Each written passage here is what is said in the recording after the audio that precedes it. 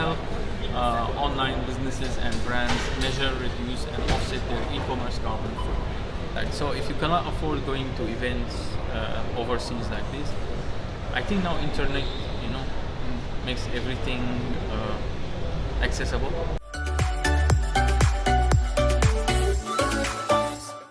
Okay, so that I'm with Homam at the Changi Airport at Starbucks.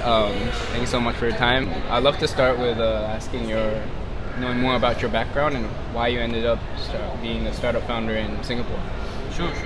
So my background, I studied computer science in Malaysia actually, and I think my first job was we graduated in 2009, so it was the financial crisis, so it was very hard to get a job, and somehow I found starting a company at that time is an easier thing, and we managed actually to get an investor.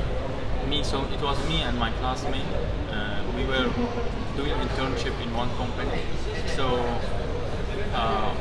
we found an investor who was based in Japan actually, and we started our first startup. So that was we were doing interactive solutions, so we were developing interactive screens, interactive wall, and all these kind of solutions.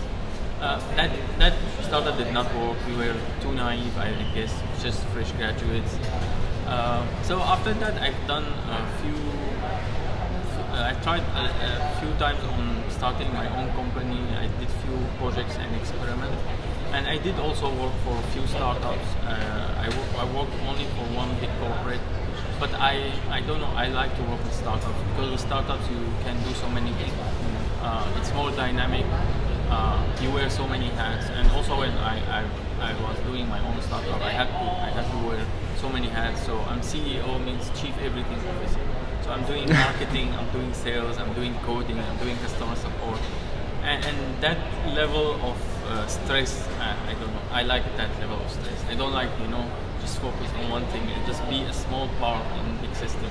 So like that's me. Currently I'm in Singapore, so I came to Singapore end of 2022. I joined an accelerator program called Antler. So I came to this. This is where I met my co-founder. We pitched our idea today. So it's a climate tech startup. So we help online businesses and brands measure, reduce, and offset their e-commerce carbon footprint. So this is what we are starting with e-commerce. Later on, we see how it goes. We might expand to different other sectors like events, like hospitality, logistics, to calculate their carbon footprint and offset. Yeah. So now this is my current startup. We started less than a year ago, and we are already live on Shopify and. Were you planning to come to Singapore, or was it because you were applying for Antler? Well, I'm aware of Singapore. Singapore is a very great hub for startups. So even it's a small country, it has a very small market, but at the same time, it has a very good startup ecosystem, and you can meet actually very talented people. And the government is open-minded, is business-friendly, and the people you meet here, I doubt you can meet anywhere else. I traveled around Southeast Asia, and I lived in Malaysia. Even Malaysia has a bigger market, but you can feel the mentality, the government, the direction, how it's totally different. So this gives Singapore a big advantage, and a lot of startups start from Singapore and then they expand to all over Southeast Asia. So they might start from Singapore and use it as a pilot to prove their concept, since it's a small country. And then they go to Indonesia, they go to Philippines, they go to Thailand. So those are the biggest markets in Southeast Asia. And any startup manage, let's say, to penetrate Indonesia market or Thailand market, automatically they can become a unicorn. But for the other companies you founded, the multiple companies, you stayed in Malaysia, right? But yes. Why for this time? Were you eager to go to Singapore? So for my previous startups, because I was living in Malaysia, I studied there and I continue living there. So I found it's easy, like in Malaysia, for example, it's very easy to start a company, but let's say if you want funding, especially in my time, it might be a if you want to get a visa, if you want to, do all of this stuff, it was quite complicated. Really? The number of VCs, for example, in Malaysia compared to Singapore, I think for every one VC in Malaysia, there is 10 or 20 VCs in Singapore. Mm-hmm. Yeah. How often do you come to Singapore for business? So previously I was most of the time here, really? But my family is still in Malaysia, so I used to visit them from time to time. But now I'm more like half my time here, half my time. So I become like very concerned on how either people like don't care about climate change and they're just enjoying their life, or businesses just care about maximizing profit, or you have another group of people which going very extreme direction, like they just want to stop oil, for example, totally, or like remove plastic totally, like, and this is very unpractical and it can actually backfire and have a lot of side effects. While I believe in more of a balanced way of working, so here we need a new approach. We still need to ensure economic development. We still need to ensure there's a new jobs being created. The economy is expanding. At the same time, we have to be aware of the consequences on the environment and how it's hurting our, let's say, air quality, our water quality, our biodiversity. So we need this balanced approach. I see. I was thinking that there are a lot of competitors in like what you're trying to do. I think. What's your like differentiator? Yeah, true. There are a lot of competitors. We are trying to make it simple, make the becoming sustainable for especially SMEs very simple. So, like for example, for e-commerce, we develop plugins and applications. So all it takes the brand is few clicks. Within a few minutes, they can fully integrate it with their online store. And for the consumer, with one glance, they can understand their carbon footprint for their, let's say, their order, and with one click, they can offset that carbon footprint. And this contribution we collect, we invest in green projects, certified projects that has co-benefits to the people around it. And these projects are from Southeast Asia, because we believe Southeast Asia is now the manufacturing hub for the world, and that's why Southeast Asia is going to pay a big price in terms of climate change and how it will affect it. And at the same time, we can see how our air quality is affected, our forest is affected. So I believe if I bring enough funding to green project in this region, we can balance things out. So your main clients would be in Southeast Asia, or? So the clients can be all over the world, but we are starting in Southeast Asia. Like which countries are you like most interested in, like would you like to target like in the first place? Would it be like Malaysia or? So for customers, for brands, yes. So we are targeting like Singapore, Malaysia also to some extent. We are also planning to go to North America and Europe, but we are waiting a little bit because we want our solution, because we are very new, our solution is very new. So we want our solution to be more mature.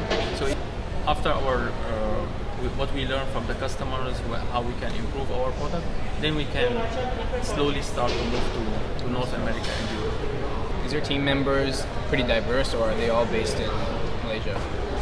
So my team, we are 3 co-founders. Yeah. So I am based in Malaysia, Singapore.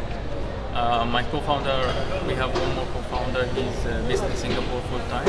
And we have one who is based right now, he's in Toronto, in Canada. He's in Toronto? Yeah. So he was in Singapore, but he had to move to Toronto. Really? Yeah. Were they like born and raised here, or? No, he's originally from Canada, but he came when we started the company.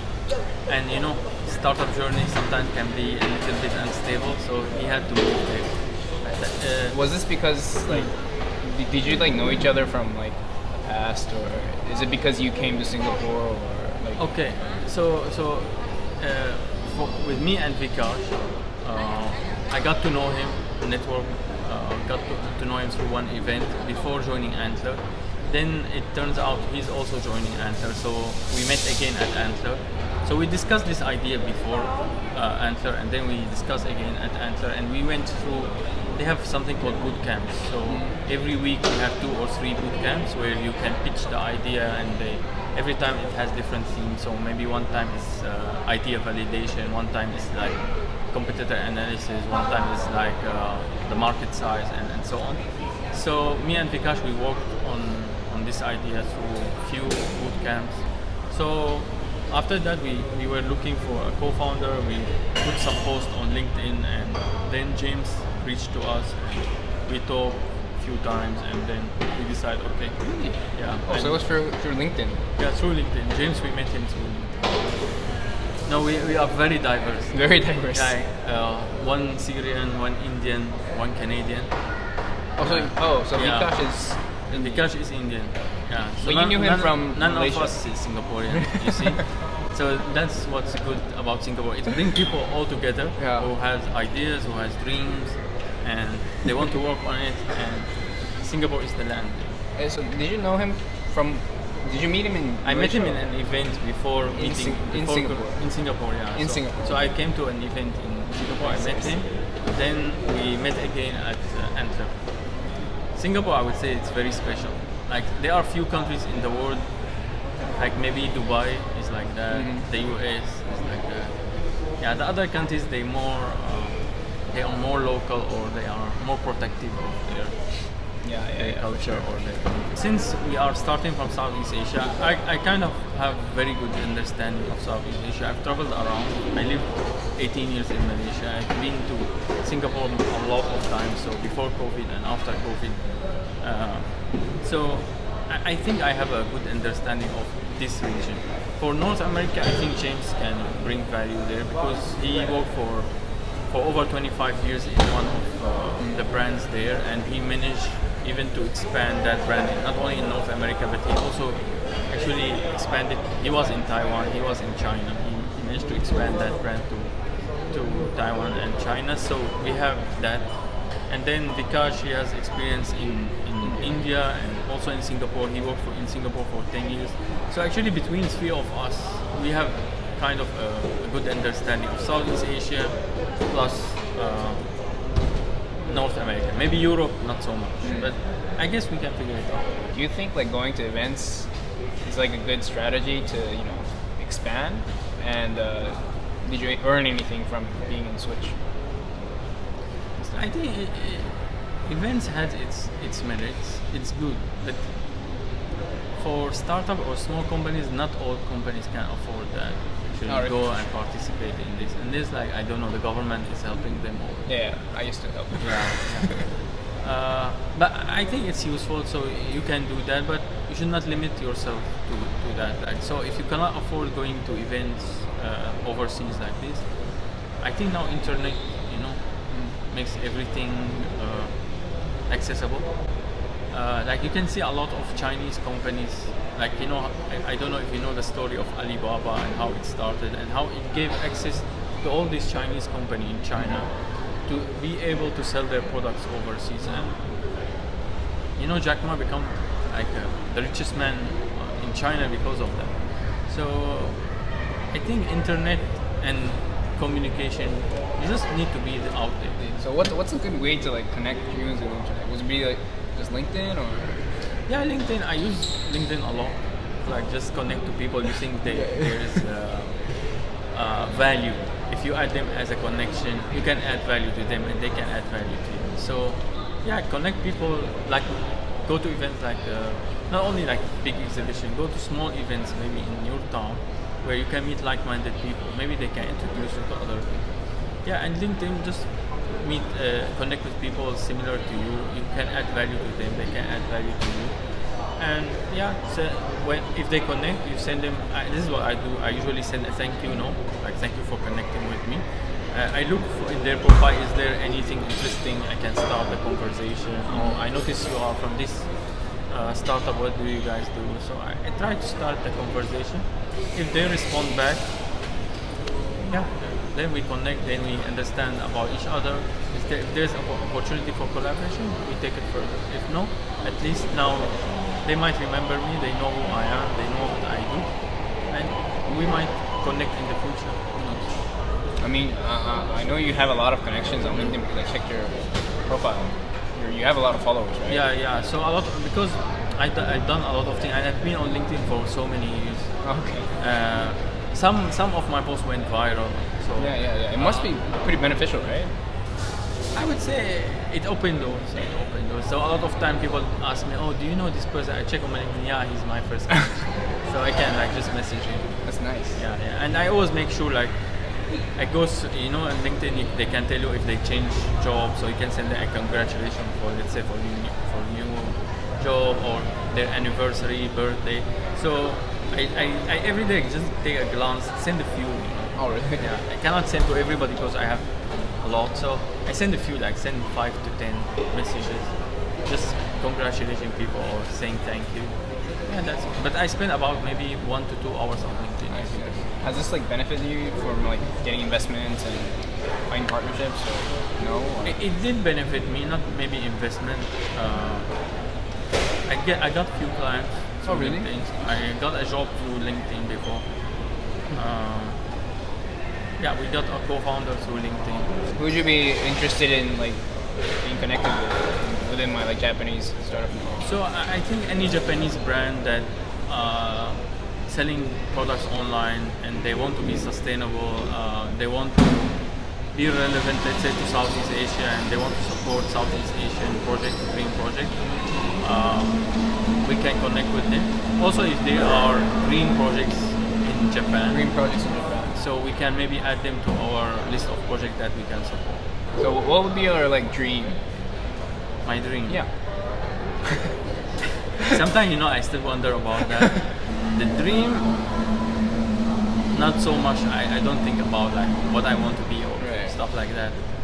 Yeah, but I care most like what legacy I will leave behind. Nice.